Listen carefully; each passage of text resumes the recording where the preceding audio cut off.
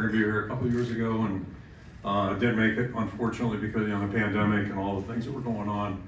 But this is certainly a much better trip because that would have been an in and out like an away game like all the games were that year. So certainly it's been a great week for our team and just very appreciative of being invited and what a great venue it is. And the bowl committee does a great job of putting on a really nice time for our players, and that's most important. It's a reward for them. We're extremely excited to play in the Transparent Music City Bowl, and really looking forward to the challenge against Kentucky. It's interesting that we started the new year a year ago against Kentucky in another bowl, and now we're going to finish it up 360 plus days later. So that's interesting. Everybody in our program has tremendous respect for Kentucky. Obviously, a lot of firsthand knowledge, and then also Coach Stoops, a great job he's done. And you watch our team on film again this year, and it's just another really good football team. So excited about that challenge, the opportunity. I think in a lot of ways, there's probably a lot of parallels and similarities between our seasons. We both experienced some really tough, heartbreaking losses, and I think both teams really showed great resiliency and pushed through, and fortunate enough to make it here. So we're really happy about that. And I think probably the thing this season, I look back, just really proud of our guys, the way they handled the entire season, but most importantly, this past couple weeks, I think all of us realize there's a lot going on in college football right now.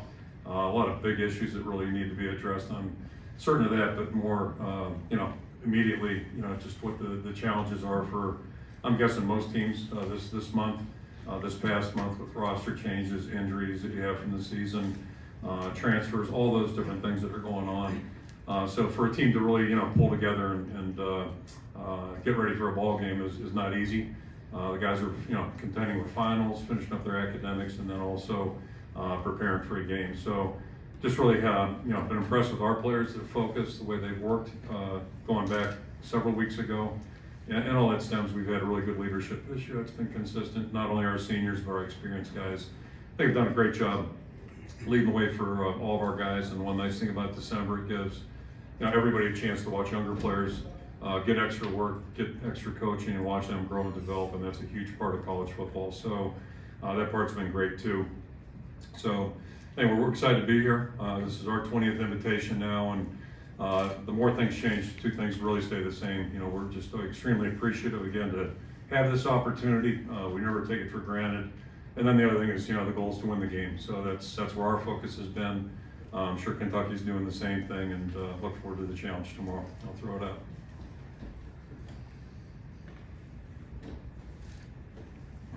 Coach, there's a lot of players around the country like Jack Campbell and Sam Laporta that aren't playing in their bowl games. What does it mean for guys like them and Riley Moss? What does it mean for the program to have them take that step and play? Yeah, I'm not here to judge anybody. It was 2 weeks ago tomorrow. I was driving over to a little place for breakfast with a couple of recruits, and heard a guy on the radio talking about that very same topic, and he was coming from a whole different place. I don't know if he played football or not. I don't know. I really didn't recognize the name, but he's authority of some type. And he kind of took that stance, like, why would a kid play in a game that's senseless for a senior? And so that, I guess the difference is, everybody's got different ways of looking at it, and I'm not judging anybody, but I just know Jack and Sam, ironically or interestingly, about a year and a week ago, they came in my office. We had a little break, and they had gone home and let me know after thinking about it, like there's no way they weren't coming back this year. So they had that decision to make a year ago. But that's just how they're wired, and if you're gonna have a good football team, you have to have guys like that. And we've had a lot of good players.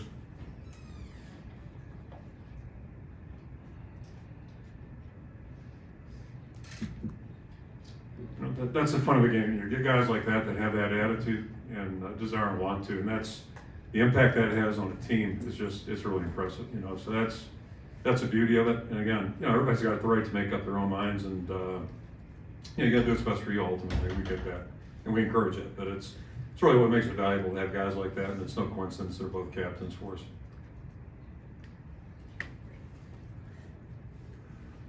How have you seen Sam grow as a leader over the years?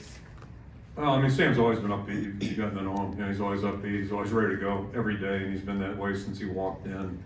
But he's earned that respect just by who he is and how he can conduct himself on a daily basis, and he lives it every day. And you get older, you're a little bit more experienced, and I think it's not like he's got his hand up, but he's just doing things the right way, and that's what good players do. That's what your leaders do, and they do it on a daily basis, not some of the time. Over here on the right. Coach, Coach Ferentz, I was curious as to whether you had detected any kind of revenge factor in the players' mind. There's always been my mind that after the first couple of years, you got to sit down and play football. Could you talk about that some? If you detected any of that out of your players? Yeah, I don't know if that's prominent thought, but our guys are mindful that we came up short last year. It was a heck of a game and went right down to the wire. And to Kentucky's credit, they made the play at the end that ended the game. So it was a close, tough contest, and I'm assuming it's probably gonna be the same way tomorrow. Teams haven't changed a lot, I don't think, in terms of their approach and what have you. Both of us have some wild cards and some variables. That's pretty obvious, and that's gonna make it interesting. But yeah, I think hopefully our guys want to line up every time, no matter who we're playing, and come out on top, and that's always been the objective.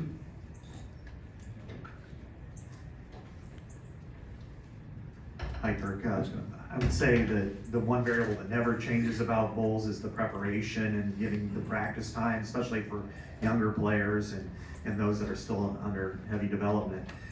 What have you seen from your offensive line, the growth maybe over the last month, and have any taken those steps forward that you really look at and go, okay, this guy is putting in the right position for not only this year, but this game, but in the future? Right. Now that, as you know, that's critical for us, and it's been a process, and it's been a process the last 2 years. I thought we grew last year as the season went on. I thought our best game, probably or one of our best games, was at the end in this our last contest. So we're hoping that happens tomorrow. I mentioned the whole team, I think, really has practiced pretty well this entire block the last three plus weeks, but the offensive line in particular, you just see them being a little bit more cohesive, a little bit more definitive with their actions, decisions, those types of things, and that is encouraging. You only do so much sitting in a chair watching film or having meetings. You got to get out and execute and do things, practice your techniques. So really pleased, really left to right. I think all the guys are taking steps, and some of the younger kids are coming along too. But hopefully, we won't have to dip too deep tomorrow. Coach, over here to the right. Yes, Good morning. Good morning, Kirk. glad you made it. Yeah. An adventure, huh? Yeah. Good morning. What do you know? What after all this bowl prep, whatever it's been 3 weeks, do you know what you're going to get out of Joe Labus tomorrow, or is it a total mystery to you? And it sounds like he's, a good guy at improvising, but I know you're risk averse. So you tell him not to take chances, or what's the approach with him in his first start? I mean, quarterbacks always have to be smart about when they take chances. Trying to throw one in there at the end of the half versus first drive, something like that. There's some decisions there, but Joe's been great. He's really been great. It was a little scary at the front end, and that's where the volume of having a chance to get on the field and do work. And talked about the offensive line, but maybe most importantly, Joe and Carson. Because the reality is, 3s and 4s don't take many snaps during the year in your system. The 1 and 2s do that. So I'm not sure we've ever gone into a game where 1 and 2s are gone. Not in the roster, but fortunately we had an extended period here, and I think the last 2 weeks Joe's really done a lot of good things. It seems like he's more comfortable. But all that being said, it's going to be his first playing in college football, so it's going to be interesting that way. Hopefully, maybe we'll have Campbell hit him in the locker room a couple times and just loosen him up a little bit there, and maybe in the head a little bit too, just so he's not thinking too much. But he's a competitor, he's tough, and I'm sure he's going to do a great job for us. Coach on the left. Good morning, Coach Dick Gaber with the Kentucky Network. When Mark Stoops was a player, did you think of him as future head coaching material? And what's your reaction to the success he's had at Kentucky, where so many coaches have struggled? Yeah, well, first thing I always remember about Bill, Mark, is when he was sitting in Bill Brazier's office. Bill was Coach Fry's longtime defensive coordinator, and Bill came in the staff meeting later that day and just said, I had to remind myself he's a Stoops, because I swear he looked like he was 13. He's that young and not very, put together at that point, coming out of high school. But, we all three of them played for us basically in the 80s.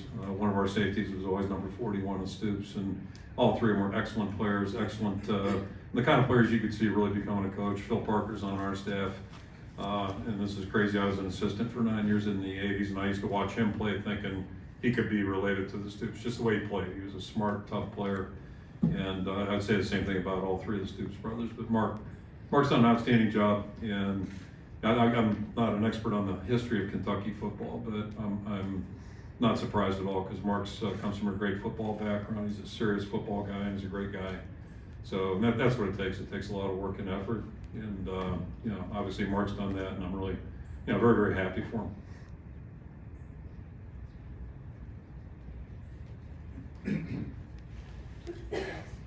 Morning, Coach. Obviously, Will Levis has been the guy all year for Kentucky, but at this point, of course, he's not playing. What's been your approach these last few weeks and even right up until game time in terms of preparing for Kentucky's options at quarterback?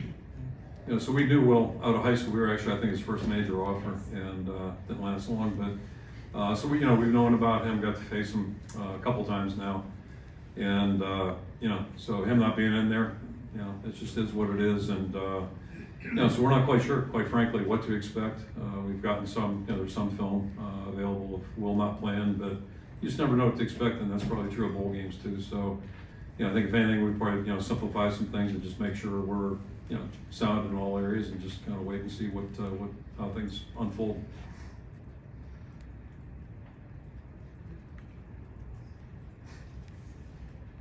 Looking ahead, how important is a fully effective NIL collective for you with Swarm looking forward in terms of competing? Well, I think it's just a sign of the times. Like I said, there's a lot of changes in college football right now, and that's something that's going to continue to change. It's where it may be at right now, probably way different than 6 months ago, and it's going to continue to evolve. So, just like a lot of things that are on our horizon, if you will, in college football, and so there'll be another time for that. But right now, it's just we're just kind of trying to focus on Kentucky and got our hands full there.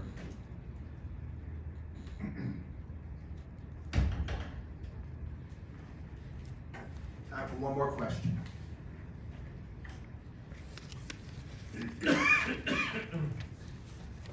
In talking to Jack Campbell, unanimous All-American, one of the great players you've had, he said that the main reason why he came is to play for you, that everything you've done for him and for everybody else. What does it mean for you to have a player of his stature say that at this stage of his career? Because he could walk away and nobody would think it differently. Yeah, so you're hitting my buttons there, Scott. Appreciate that. I mean, Jack Campbell, if Joe the Clown was coaching him, he'd say the same thing. Jack is just everything. It's kind of like Yondo was the same way. Like everything he looks at and sees is opportunity, and just he's extremely humble and appreciative. So.